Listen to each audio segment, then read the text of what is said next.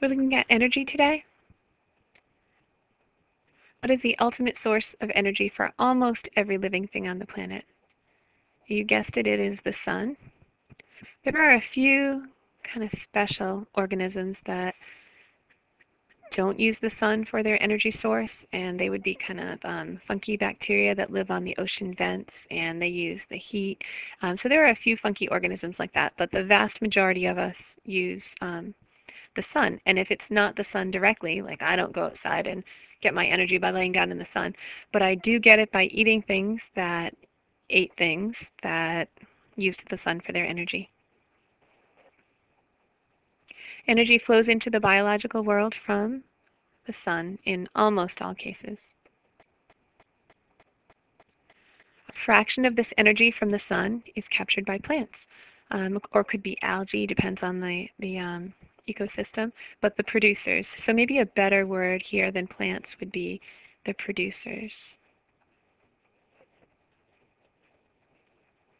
It could be cyanobacteria, so little bacteria that do photosynthesis. Could be algae, could be plants. So here's one of my favorite plants. And it's using materials right around it to make this delicious orange juice. So in order to make glucose or any sugar, glucose is this, C6H12O6. And of course that's not exactly all that's in here, but let's just go with glucose for now. So those carbons came from where? Those carbons came from the air, carbon dioxide. And the hydrogen came from water.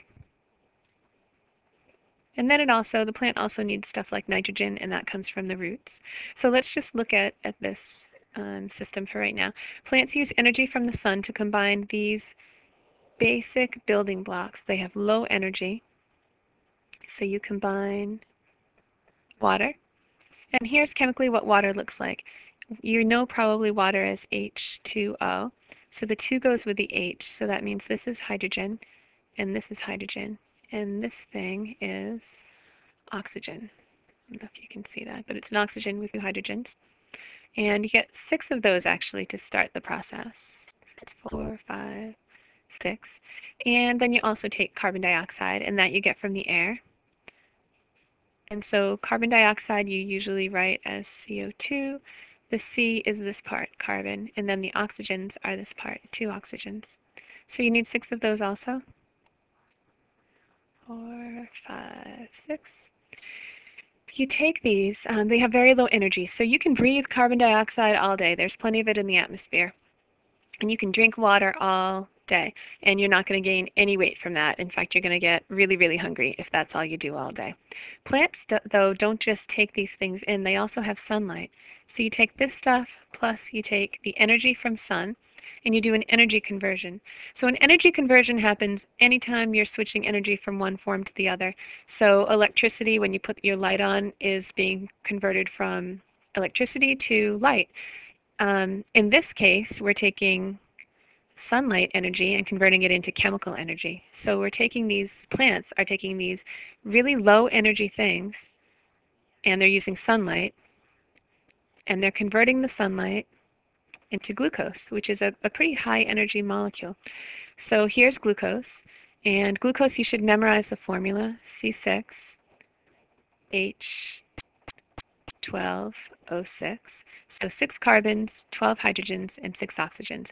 So here are your 6 carbons, and you see them here, 1, 2, 3, 4, 5, 6 carbons. And then you've got your oxygens, which are the red ones here, or the red ones here.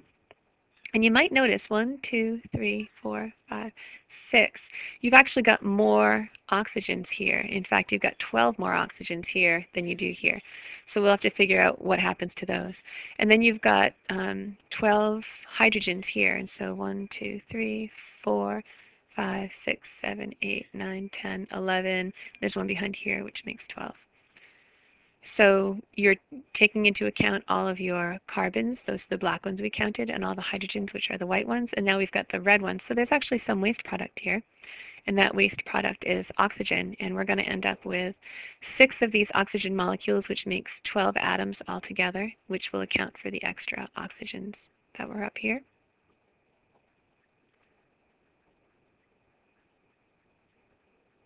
Okay, so there's your 6 oxygen molecules. Remember, a molecule is when you have 2 atoms at least or more put together. And so there are 12 oxygen atoms altogether. So the idea here is if you ate glucose all day, you could certainly gain plenty of weight from that. It would give you lots of energy. You could go run a marathon or whatever it is you like to do. You can breathe carbon dioxide and drink water all day, and that's not going to give you any energy. So the special thing that plants do is they take energy from the sunshine, and they take these things that have very low oxygen. These things that have very low energy, water and carbon dioxide. They put the energy from the sun into them and make this high energy thing, this glucose. Yay, plants. We're glad they do because 2 things happen. One is they have food for us, and another is they make oxygen. And we need that, and they need that for the reverse process too. So we'll look at that. So plants. Okay, hold on, let me pause this. So plants convert the energy from sunlight into chemical energy, and plants store this energy in covalent bonds between the atoms of the sugar, which is a chemical. So here's the sugar. So the energy of glucose can be released as its bonds are broken and its atoms are rearranged to form new molecules. So the thing that happens, you break these bonds and then you take the electrons and the hydrogen ions from them and you send them through a bunch of carriers, you concentrate them in a certain area, and that's actually, it's a fairly complicated process. We'll look at it toward the end of the year, but that's how the energy is, how should I say this, is harvested. And so what we're looking at now is the opposite process of the one we looked at a little bit ago. So now what we're doing is taking this food and breaking it down. So now we're not talking about photosynthesis. Now we're talking about cellular respiration.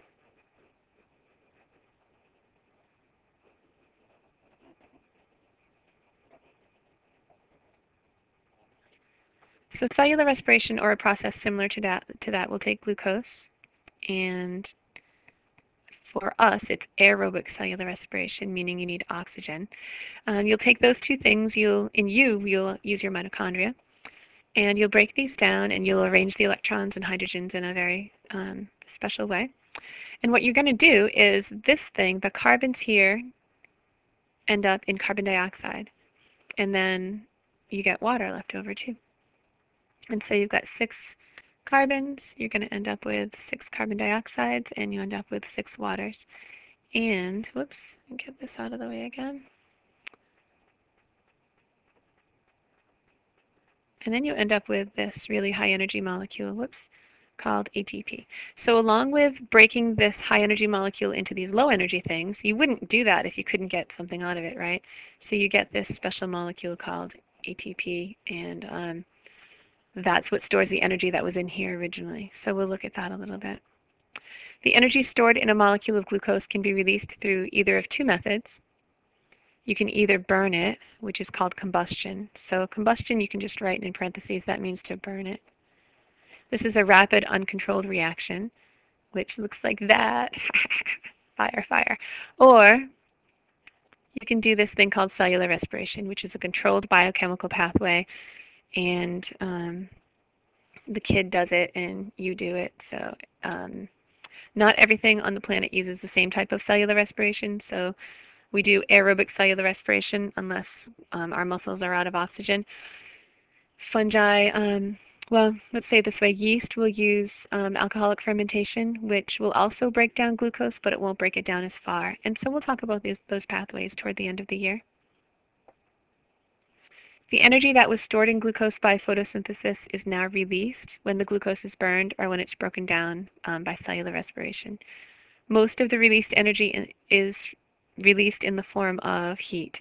So when you exercise, whoops, let me go backwards a minute. So if you just do combustion and you burn this stuff, you're releasing the energy as heat.